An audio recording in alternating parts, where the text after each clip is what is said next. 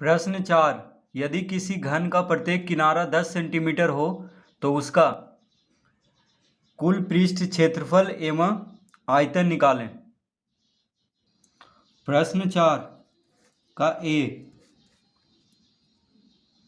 तो घन का प्रत्येक किनारा 10 सेंटीमीटर दिया हुआ है और कुल पृष्ठ क्षेत्रफल पूछ रहा है।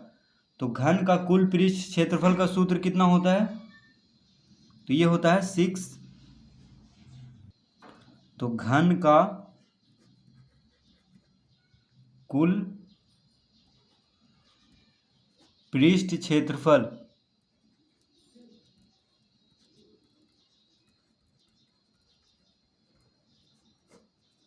घन का कुल पृष्ठ क्षेत्रफल बराबर क्या सूत्र होता है? 6a²। ठीक है, ए क्या है यहाँ पे? ए है घन का किनारा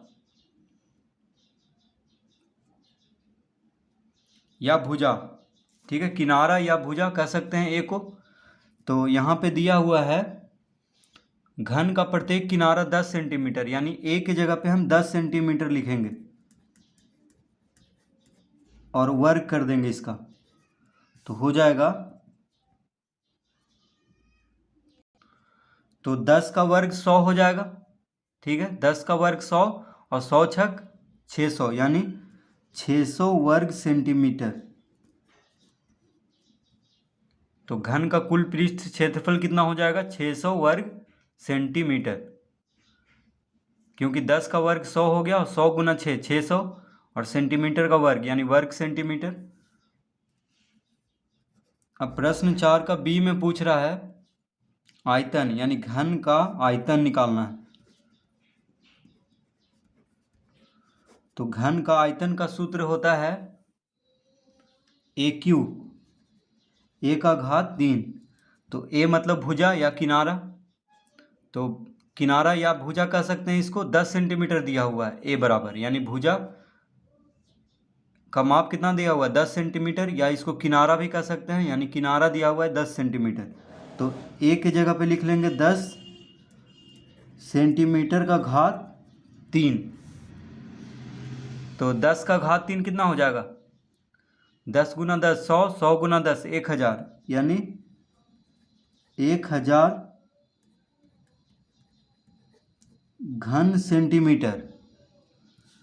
1000 घन सेंटीमीटर हो जाएगा इसका आयतन। तो इस तरह प्रश्न 4 हल कर लेंगे।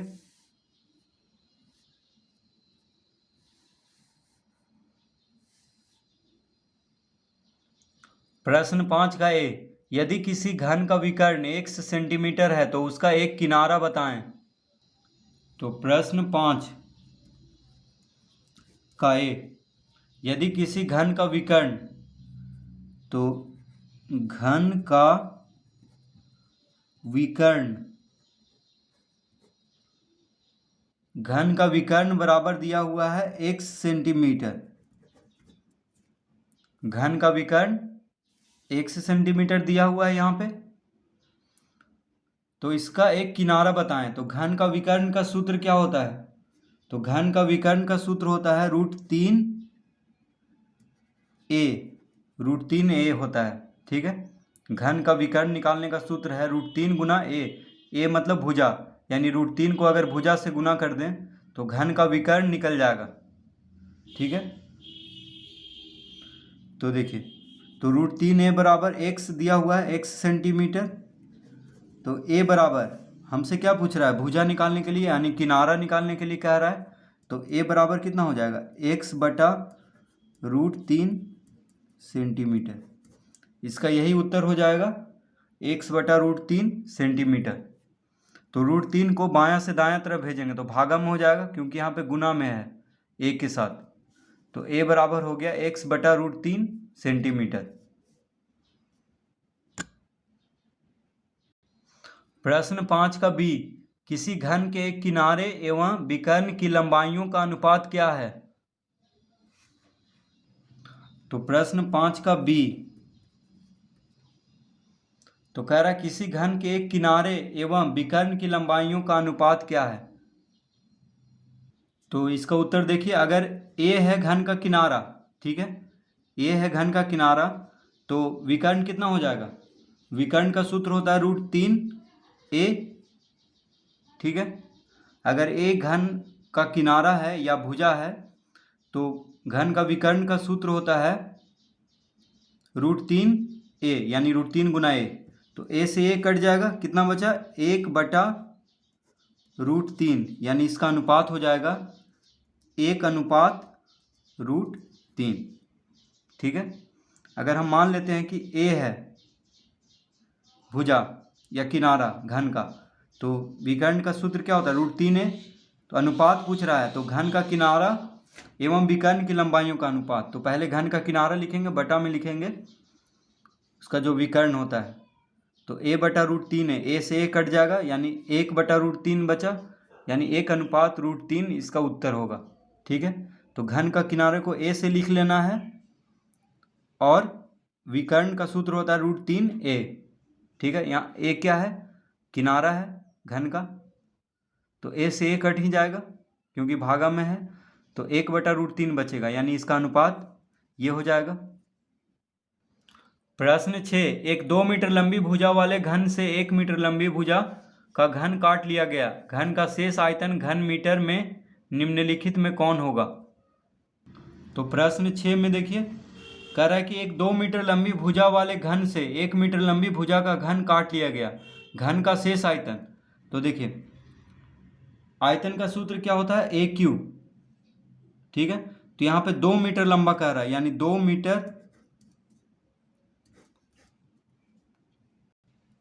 2 मीटर का घात 3 कर देंगे तो कितना आ जाएगा? 2 दूनी 4, 4 दूनी 8 घन मीटर हो गया,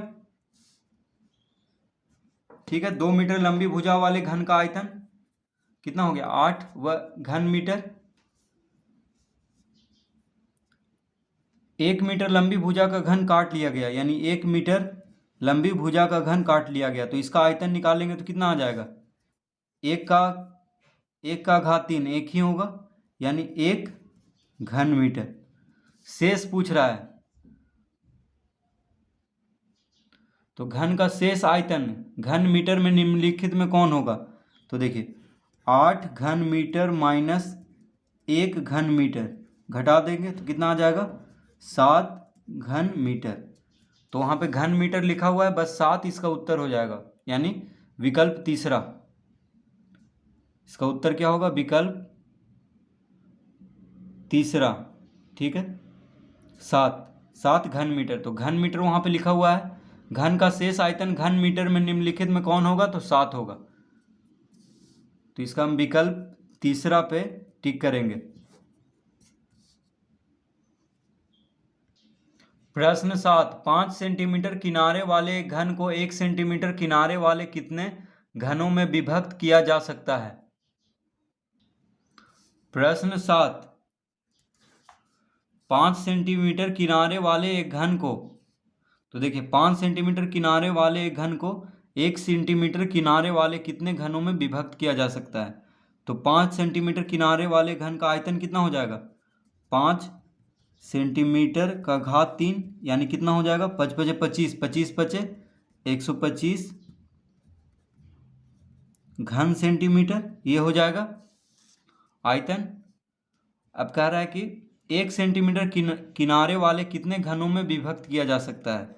तो 1 सेंटीमीटर किनारे वाले घन का आयतन कितना हो जाएगा? तो 1 का घात 3 1 ही होगा, यानी 1 घन सेंटीमीटर हो जाएगा, ठीक है।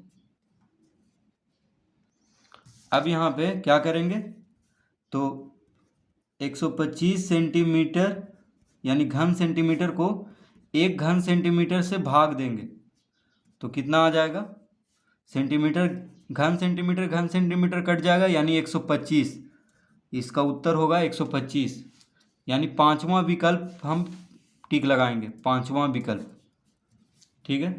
कह रहा है कि 5 सेंटीमीटर किनारे वाले एक घन को 1 सेंटीमीटर किनारे वाले कितने घनों में विभक्त किया जा सकता है? तो कितने घनों में विभक्त किया जा सकता है? 125 घनों में, यानी आयतन निकाल करके दोनों का घन का जो भी किनारा दिया हुआ है उसका आयतन निकाल देंगे। 5 सेंटीमीटर अगर किनारा है घन का तो आयतन हो जाएगा 125 घन सेंटीमीटर, और जिसका 1 सेंटीमीटर किनारा है उसका हो जाएगा आयतन 1 घन सेंटीमीटर। तो भाग दे देंगे 125 घन सेंटीमीटर को 1 घन सेंटीमीटर से, तो घन सेंटीमीटर कट जाएगा। 125 को 1 से भाग देंगे, यानी इसका उत्तर हो जाएगा 125।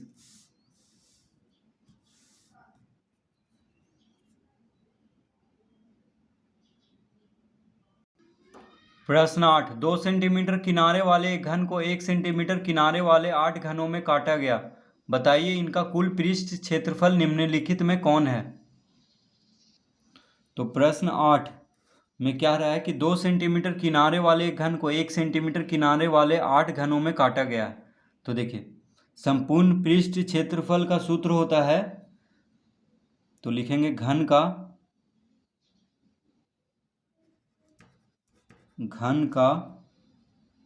कुल पृष्ठ क्षेत्रफल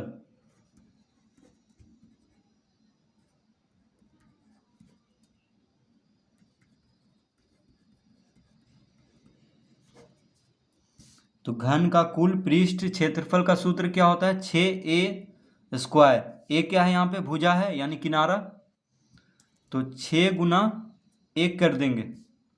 देखिए कह रहा है कि 2 सेंटीमीटर किनारे वाले एक घन को 1 सेंटीमीटर किनारे वाले 8 घनों में बांटा गया है। तो 2 सेंटीमीटर किनारे वाले एक घन को 1 सेंटीमीटर किनारे वाले तो 8 घनों में बांटा गया। तो 2 सेंटीमीटर किनारे वाले घन को 1 सेंटीमीटर घन में बांटा गया, तो 1 लिखेंगे किनारा की जगह पे, 1 की जगह पे 1 का वर्ग कर देंगे। तो कितना आ गया, 6 गुना 1 का वर्ग यानी 6,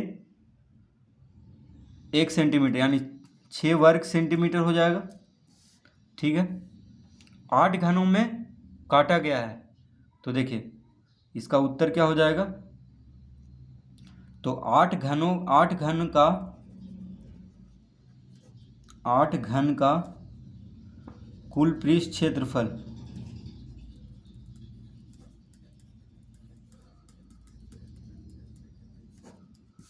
8 घन का कुल पृष्ठ क्षेत्रफल क्या हो जाएगा, 8 गुना 6 वर्ग सेंटीमीटर यानी 8 छक 48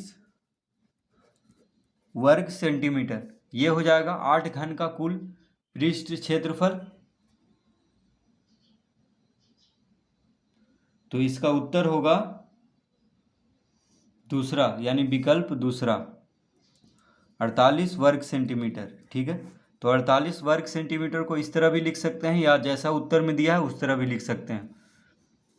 तो पहले हम क्या करेंगे, 1 सेंटीमीटर किनारे वाले घन का कुल पृष्ठ क्षेत्रफल निकाल लेंगे, जो कि हो जाएगा 6 वर्ग सेंटीमीटर। फिर 8 घन में उसको बांटा गया है, यानी 8 से गुना कर देंगे, तो 48 वर्ग सेंटीमीटर हो जाएगा इसका उत्तर। तो इस तरह प्रश्न 8 तक हल कर लेंगे।